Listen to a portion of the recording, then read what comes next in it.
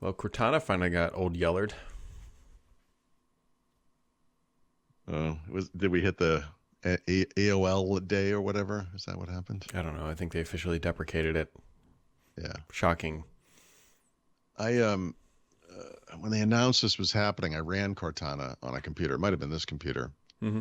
and I took a screenshot because it's useless now. It's like it says something like, "Hey, you should choose something else," and but then it auto runs forever unless you turn it off, which most normal people would know that that stupid thing's running in the background now. Well, she will no longer put a touch of Wi-Fi here or whatever the hell she was saying during startup anymore. That is the worst thing that Microsoft has done recently. But yeah. When they introduced that in probably, I guess it was Windows Phone 8, Siri was the thing. I thought they were onto something, When they brought it to Windows, probably in Windows 10, I guess, I was like, I don't see the point of this. So many Windows Phone ideas that came to 10 that just didn't translate, well to the PC form factor. But they're doing it again with Copilot, so. Oh, yeah, they're doing the same thing. What's going to be great here is probably, we'll estimate 4 to 6 weeks, something like that. They'll have a huge blog post and ceremony that says, look, you can now ask Copilot to turn on Bluetooth, turn off Wi-Fi, and it'll just work. It'll do it. And we'll be like Cortana did that too. It's going to be worse than that, Brad, because those individual features will be tested over time in the Insider program and will be parts of announcements of future builds. And we are literally going to go through a period of time. It could be 2 years where they'll say like, hey, we added the ability to do what you just said, like toggle Bluetooth on and off. And then someone will be like, well, what about, NFC and what, and it's just like, it's never going to end, dude. It's just going to be, that's going to be our lives for the next 2 years. I like you that you're optimistic and you say only 2 years.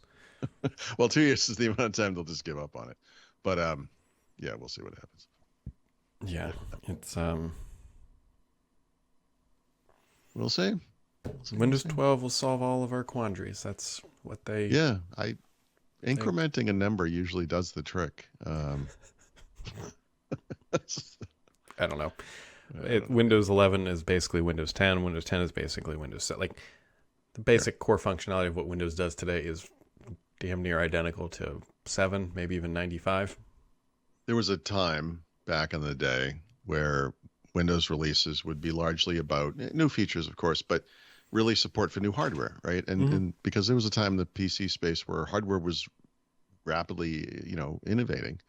USB occurred, USB 2, that kind of thing. And I mean, I feel like Windows 11 and now Windows 12 will almost certainly be known as the arbitrary hard stop on hardware requirements is what's going to set it apart. That I don't believe that Windows 12 will require an NPU, but it will be the first version of Windows that will work better with an NPU. And then I bet Windows 13, 14, whatever they call it, will be the one where like, yeah, you have to have an NPU now. And the headlining feature, Paul, throughout will be that in Teams, you no longer have to select your funny background. It can do it automatically. What's my retirement date? Where am I looking here? I'm sure they'll find some great stuff for it, but I don't know. I love the fruits and vegetables are generally good for you. It's like if it's not cloudy outside, the sky is pretty much blue. Yeah, it's in this case guilty until proven innocent. Because we've already been through this hype cycle throughout. We've already been through this. We went through this with Windows 10 and Cortana. Cortana is going to be the be-all magical assistant within Windows that's going to change our lives. And now it's out behind the woodpile, just withering away. And the new kid is in town. It's called, or she, he, or whatever it's called, Copilot. The problem is we have examples of Microsoft throwing spaghetti at the wall and it not sticking, like, for example, HoloLens. And also, look, imagine you're in charge of some product group at Microsoft, and Satya Nadella comes down from Mount Olympus, and he's like, all right, everybody, we're going to put AI in everything, so figure that shit out. And we've gone with this Copilot brand, so you're going to have something called Copilot, right? So the guys over in Microsoft 365, the Office guys, they're jumping up and down. They can come up with a list of awesome features for every one of their apps and services. Fully Super agree easy. on the Office side. Yep, they're gangbusters. The people on the Windows side are like, can we use it to toggle Bluetooth? Using your example. I mean, it's just stupid. And like really all they get is Microsoft Edge integration, right? We'll take this feature that right now is a website or a sidebar in Microsoft Edge, and we will move it to being a sidebar in Windows. And after that, it goes pretty light, Hey, is there a way I could make my computer a little darker? Yeah, we can do that. I mean, yeah. Because people love talking to their computers. Do they? No, they don't. I know. This is the problem. They don't. And you know what they like less doing is seriously, before the internet, the key innovation in the PC space was GUIs, right? Mm-hmm. Use a mouse, you move a cursor around. It takes 10 seconds to learn the system. We were never getting rid of it until we're in 3D holographic spaces or something, right? This is the predominant UI. So how does Copilot work again? I have to type into it? What is this? It's a command line? Or I can talk to it, something we've already established people don't want to do. It's what I just said about the Windows Phone UIs in Windows 10. Most of them did not transition very well. It's just a different kind of a system. Yeah, I agree with that. If someone's going to write in, and I will not blame them, it's like, you guys are so negative on this desktop AI. I'm not that negative on AI. I use ChatGPT for work multiple times per week, if not per day. So my wife and I had a lengthy discussion about AI on our walk today because we're that boring. But I'm obsessed right now with this kind of health metric stuff that I've been doing. And when we used to travel to Europe, one of the big blockers, because we wanted to spend more time there, we figured we'd eventually have a place there. And, of course, we went to Mexico. But it was wireless phone access was incredibly expensive. So over time, the first couple of trips, we had to rent a phone that we could use in Europe.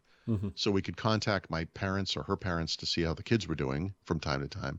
And then we had our own phones. It sort of worked, but they were wicked expensive. And then over time that became less expensive. And now it's just this, you show up, your phone just works. There's nothing. There's no extra.